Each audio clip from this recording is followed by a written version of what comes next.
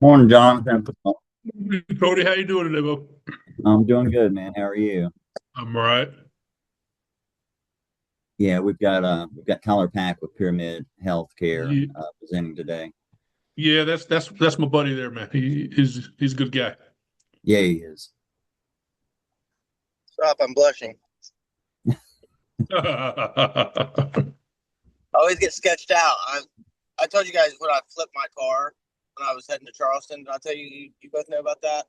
No. I don't think so. It was last year. I ended up, that's why I have this stupid Nissan now, but I had a two-seater Honda Accord. It's my favorite car in the whole world.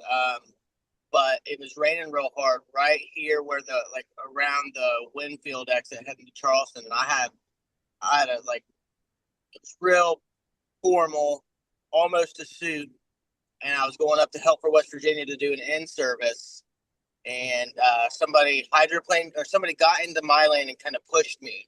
I was in the left fast lane, so I went out of the lane, and when I came back, I hydroplaned, spun all the way around. I was looking at traffic coming at me at 70, and I flipped Oh, into the ditch, and it had just totaled my car. Yeah, yeah.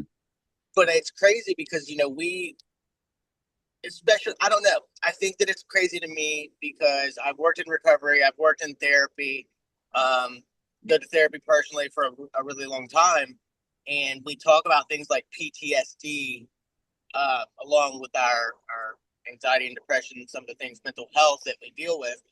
And I've been very understanding of like PTSD personally in situations in my life where I was in a bad place mentally and emotionally, but I never personally experienced PTSD from something physical until that. And so it didn't happen immediately. It happened like I didn't realize how bad it affected me until I got stuck in the rain in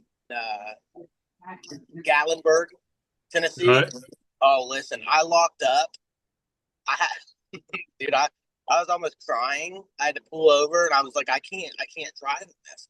And then at that point, I recognized and seen like PTSD. Obviously, it's real, but like feeling something firsthand and really understanding like the anxiety that it threw on me was it's traumatic, man, and it's crazy. And I never knew what that felt like until I experienced it personally.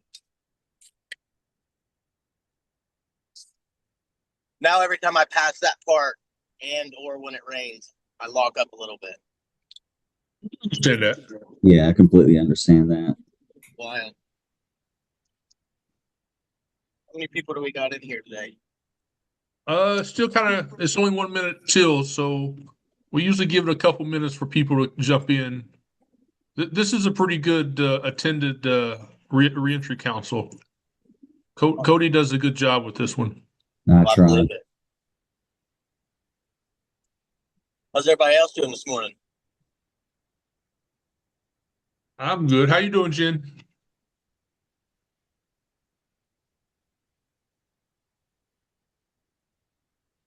Sorry, guys. I was getting situated. I'm doing good. Okay. We have Tyler Pack with us from Pyramid Health. I don't know if you know if you've ever met him or not. I think I've seen him maybe on another meeting or had contact once, I Okay. believe. But yeah.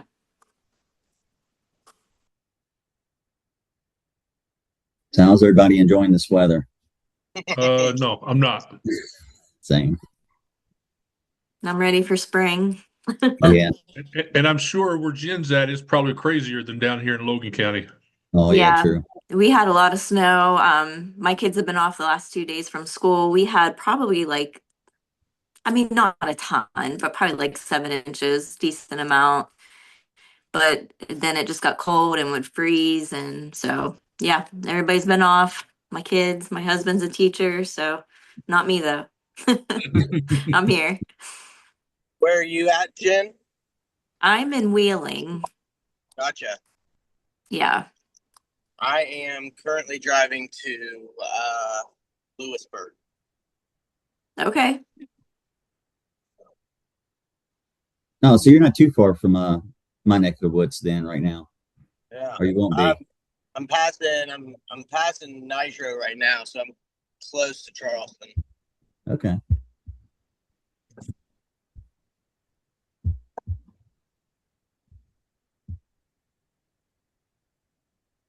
We were locked in all weekend, man. Everybody forgets. I don't. Everybody thinks I live in Huntington, but I live in Kentucky. And Kentucky is where we live up on that ridge in the mountain.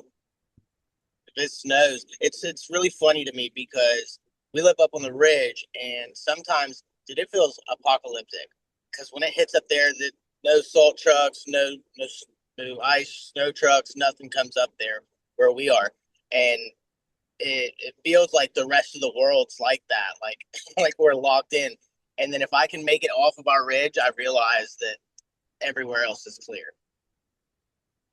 Yeah, we deal with that a lot in McDowell County because a lot of the roads aren't serviced by state road because they're not considered part of the highway system. And when it snows, really bad, people will practically be trapped in their areas for days, sometimes Yeah. even weeks, depending on how cold it is, how long it takes for the snow to melt. Yeah, we'll be up there. I think the first time when we moved up there and it hit real hard, I was under the impression that everywhere else was snowed in and everybody else was going about their business. Everybody was fine. It was just us.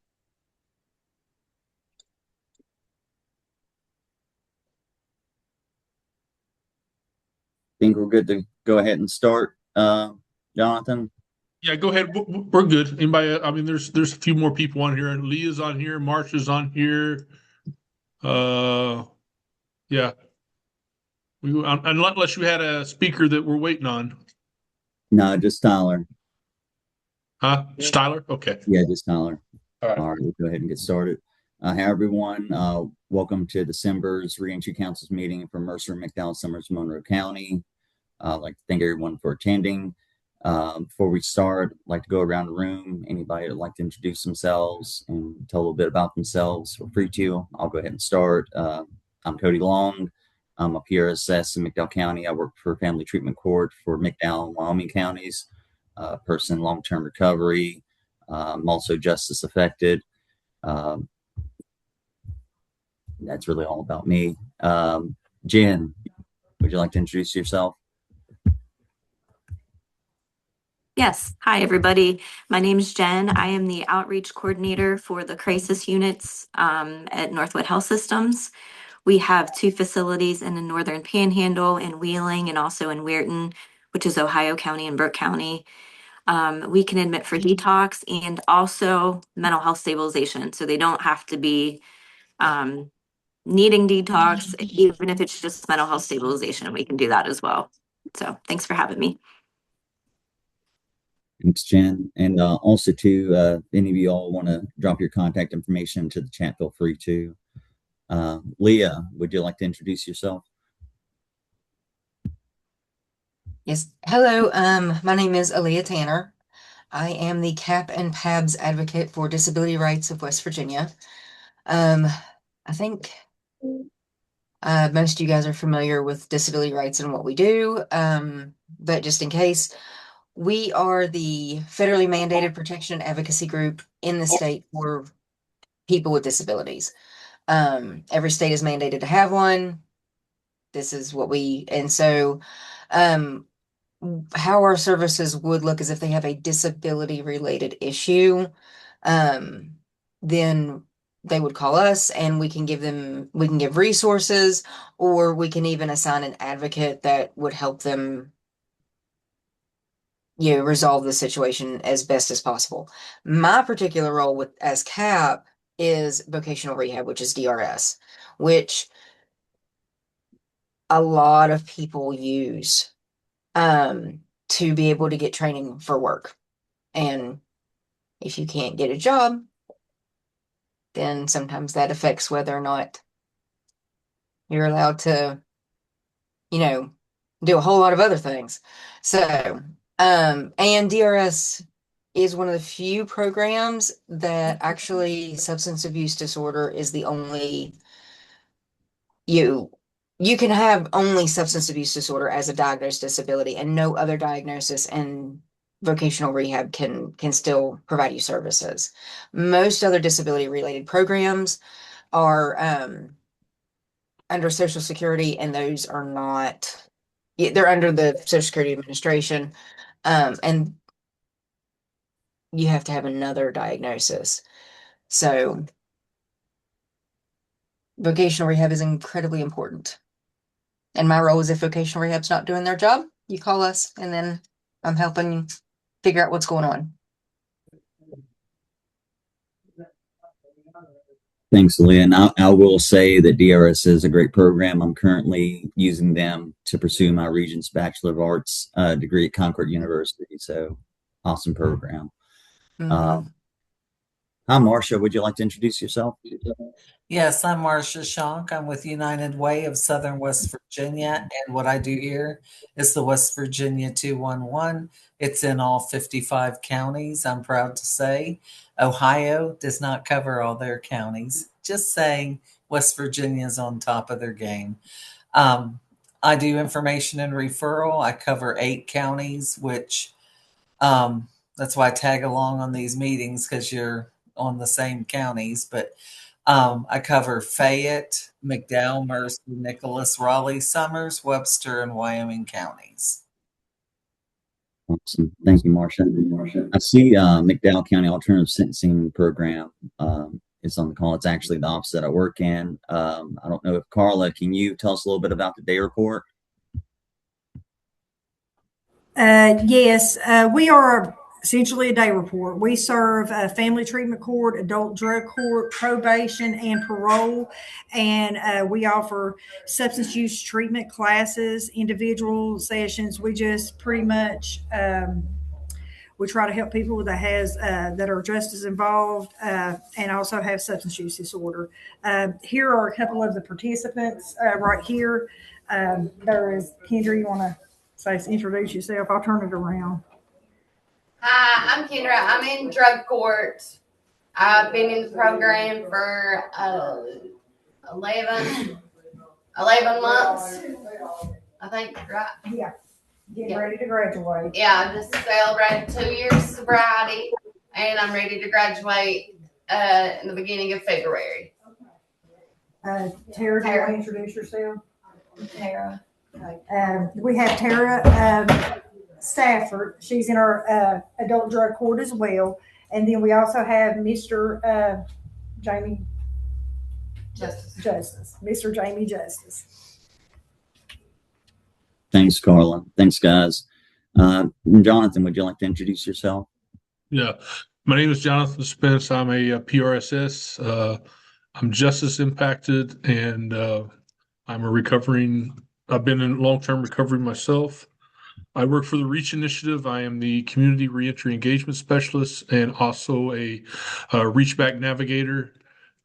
So I kind of help people, help people coming out of prisons, jail, try to overcome the barriers that they may have getting back into society, and then I help people get into treatment as well. Thanks, Jonathan. And today, and if anybody needs anything, like any flyers sent out or whatever to a certain area, just send me an email, send me the flyer that you need sent out. thanks, Jonathan.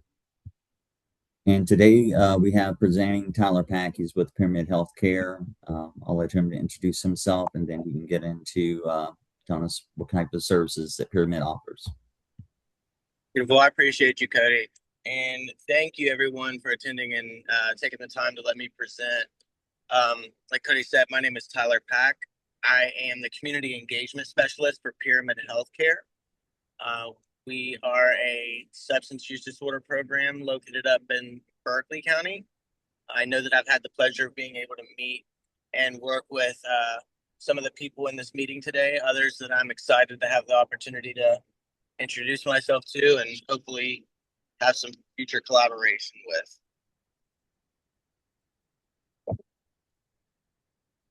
Did you want me to go ahead and just jump into it, Cody? Yeah, you can just jump into it.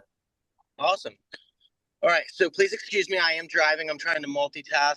But I do want to take time to, break down for anybody who doesn't know everything that Pyramid has to offer and just kind of give a brief explanation of what we're able to do and kind of the inner workings of what Pyramid has to offer.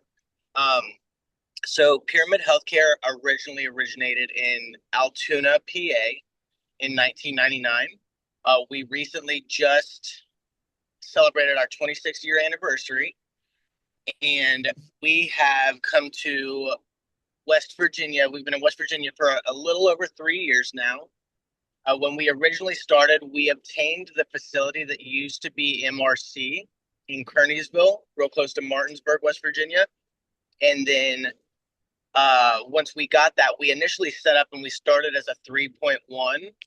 We were very criminal justice affiliated. We were working a lot with parole and probation. We had a lot of individuals who were being released on parole and getting the opportunity to transition their life and their next steps into treatment with us.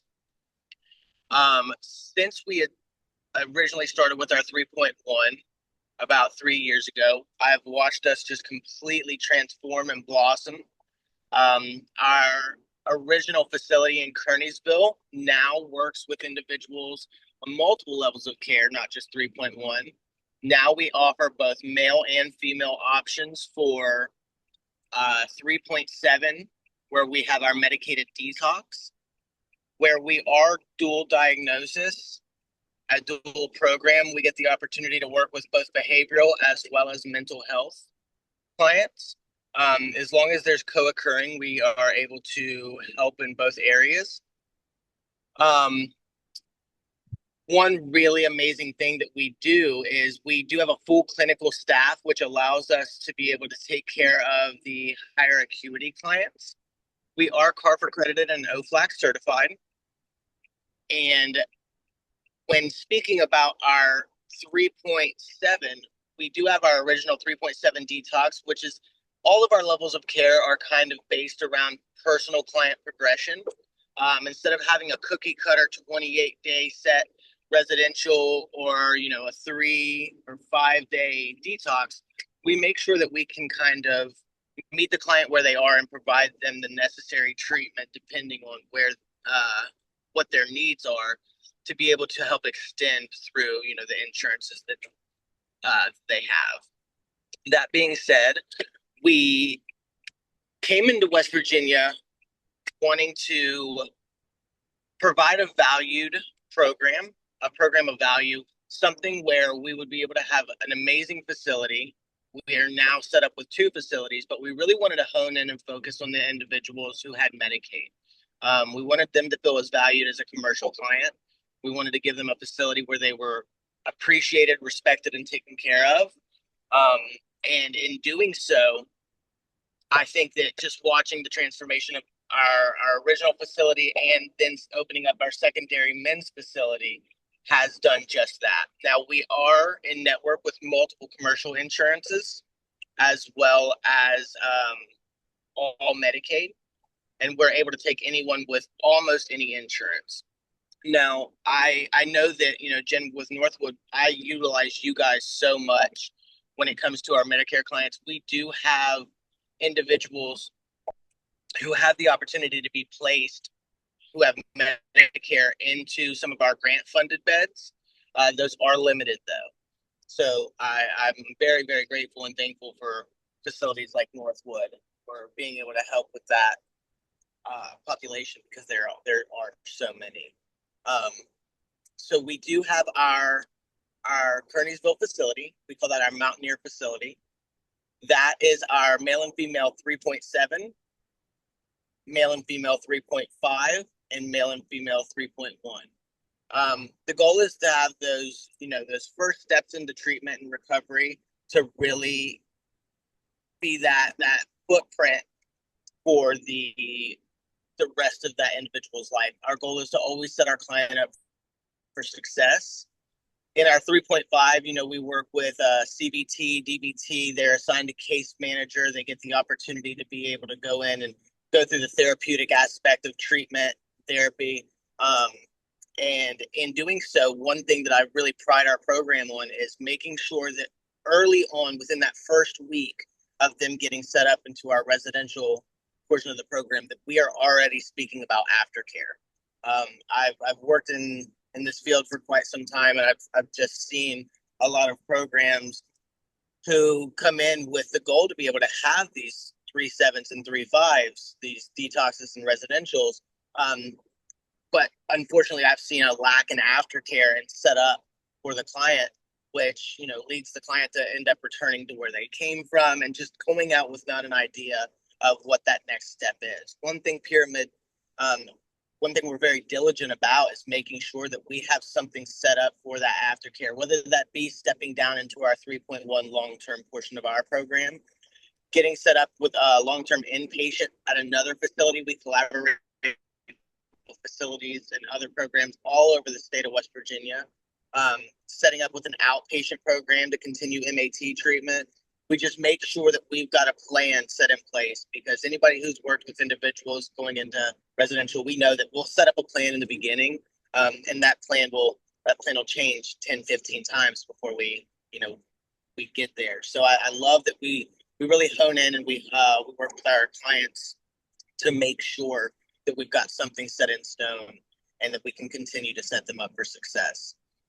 When a client does get the opportunity to step into our 3.1, they have the ability to work. Our case managers and our peers, we work hand in hand with our clients to make sure that they are prepared for that transition back into society.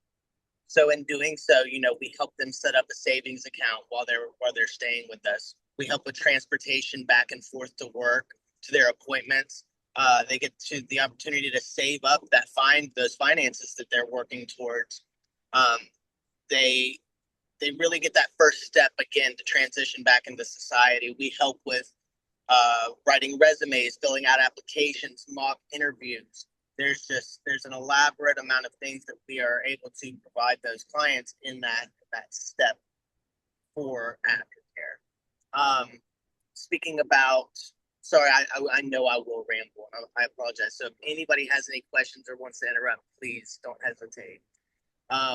We speaking about MAT services, we provide all forms of MAT, all injectables, and the only thing that we are not inducing is methadone at this point. We do Ativan tapers. We detox up of alcohol. We have the ability to provide treatment and our clinical team with all our clinical services with all of these. Right now, we are doing a methadone taper as long as the client is down to 40 milligrams. But we are in the middle of getting the opportunity to set up 2 guest dose. So within the next couple months, I'm excited to say that when we do get individuals who are on methadone, when we can transition them up to one of our facilities, that we will have that opportunity to continue their MAT care if they are already set up on methadone, which is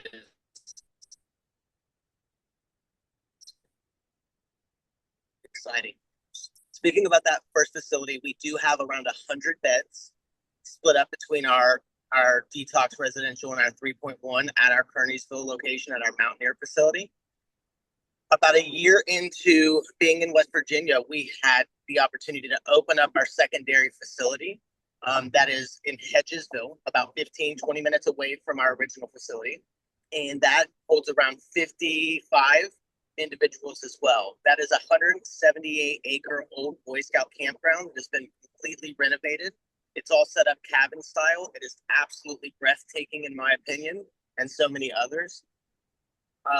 There's where we really get the opportunity to help as of right now, our male clients who are residential and 3.1. We use that for individuals who aren't, for males who aren't very acute, who have the ability to continue their treatment and don't need that hands-on care with clinical staff, where we don't have a full clinical staff set up there yet. But it has been amazing, and we have stayed pretty full in that facility over the course of the last year. I'm trying to rattle my head. Now, I do know that we've got some new classes and things that are being introduced into our everyday programming. I know that we've got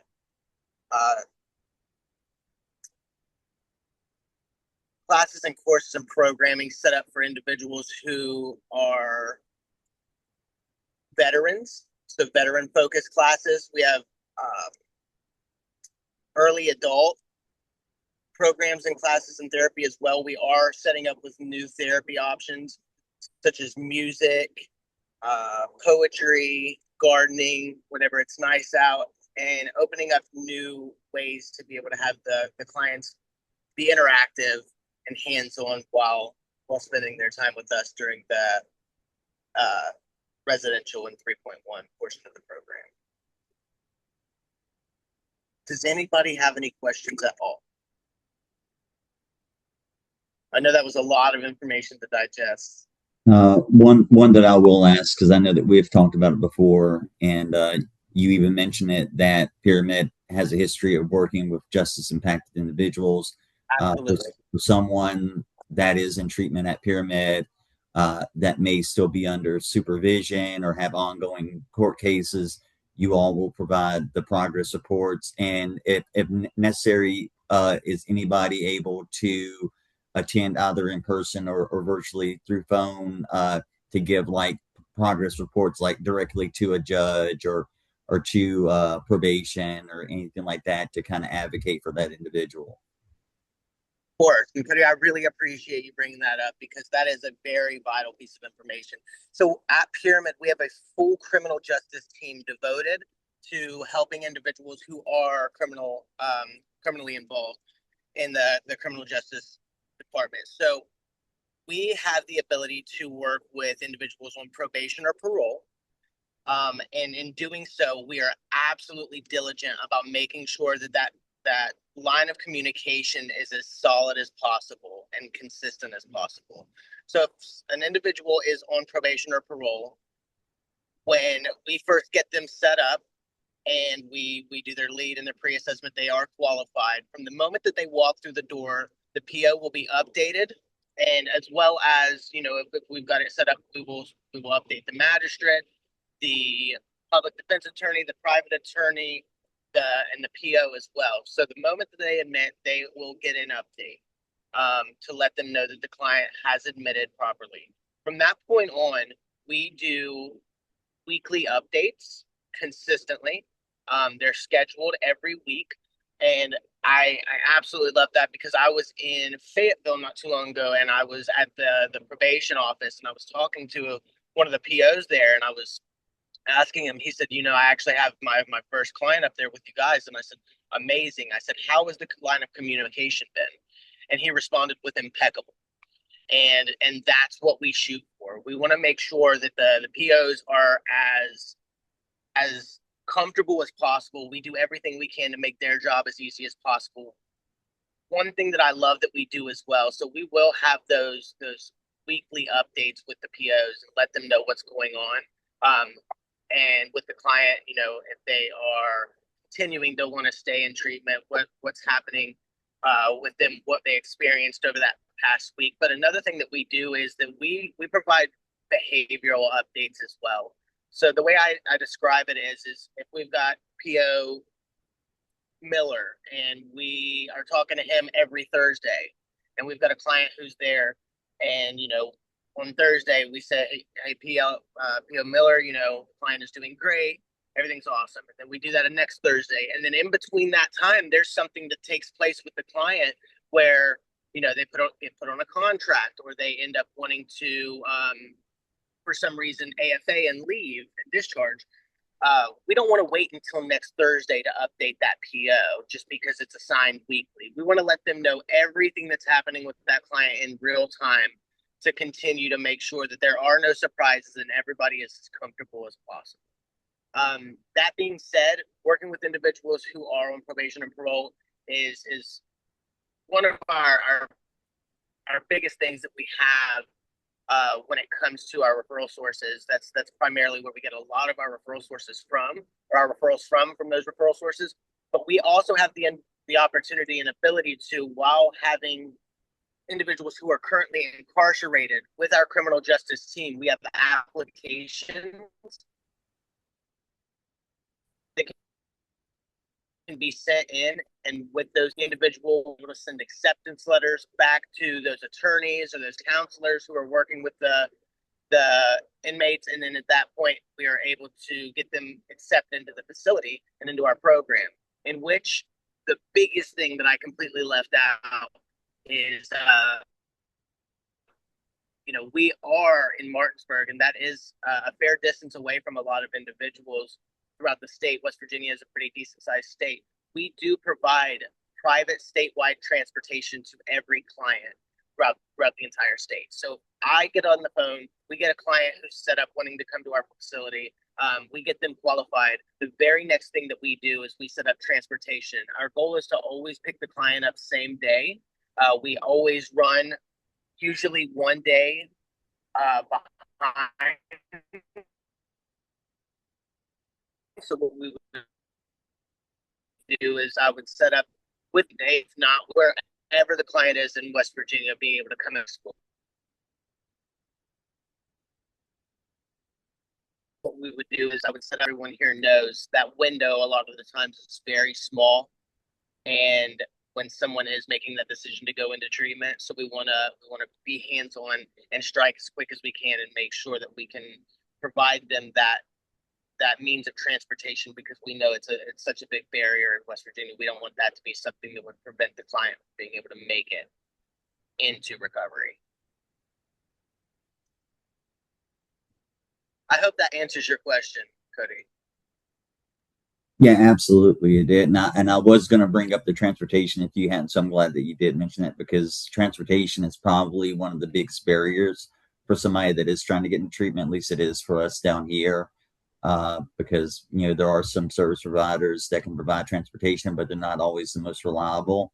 So knowing that if I need to get somebody into treatment and I give you a call, and let you know that I need to get somebody into treatment, that you can call a driver in our area and have them there to pick that person up. That means a lot, because there's very little time sometimes from a person deciding they want to go to treatment to deciding that maybe they don't want to go right now. So being able to remove that barrier and get that person to treatment as quickly as possible, especially when they are ready, that's crucial. I couldn't agree more. Another thing that I want to add in, as one of my favorite pieces of our process of getting a client set up into treatment with us, is the fact that our admissions process is, if not the best, one of the smoothest that I've ever seen.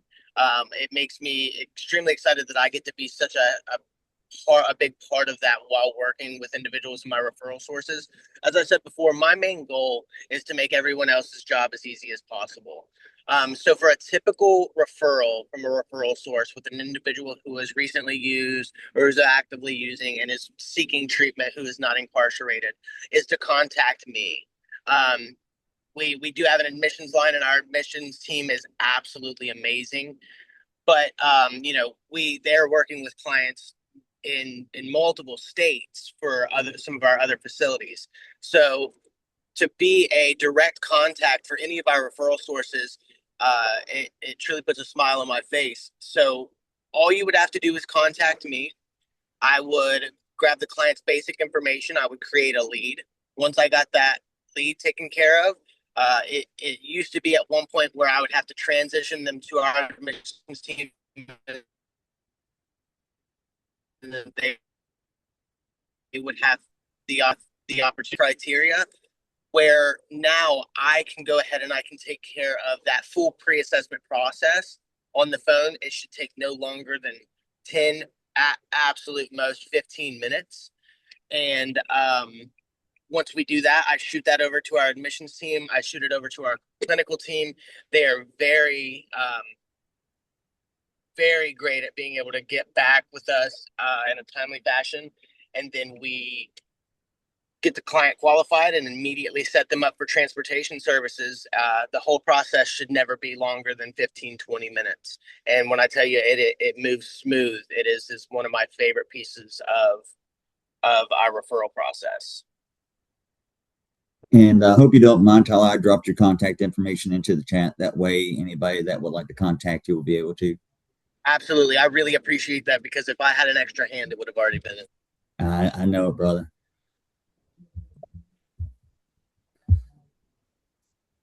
But did anyone else have any questions for Tyler?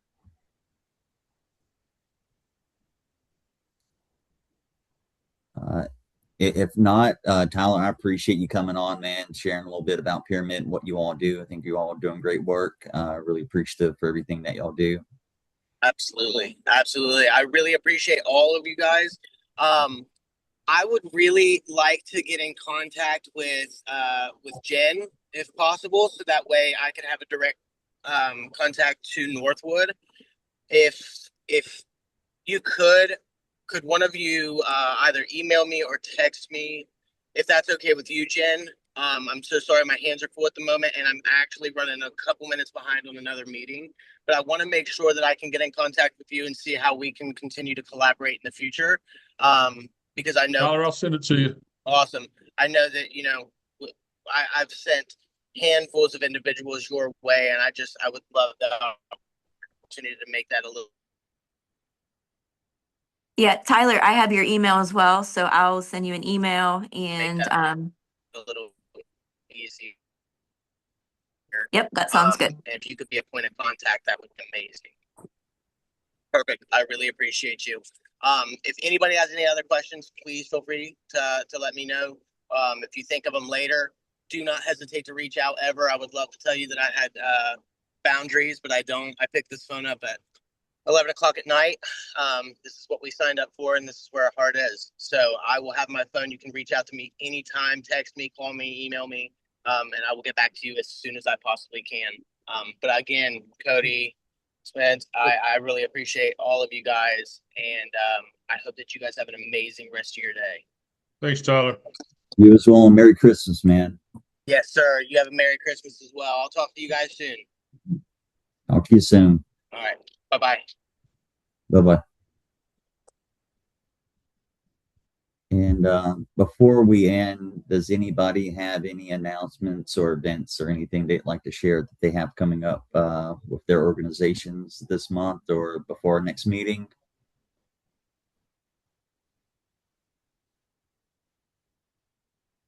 Okay, if not, are we good to end there, Jonathan? Yeah, if no one has anything, you don't have anything else, yeah, we're good. I've already made the schedule for the next 4 months, so everybody should be getting their notifications and stuff as we have the meetings and everything. And if anybody has anything they need me to put out on the constant contact for a certain area, just let me know, send me an email, and I can take care of that for you as well. Awesome. Thank you, Jonathan. Appreciate you. But Merry Christmas, everyone. Happy New Year, and we'll see you all next year, I guess. Merry Christmas.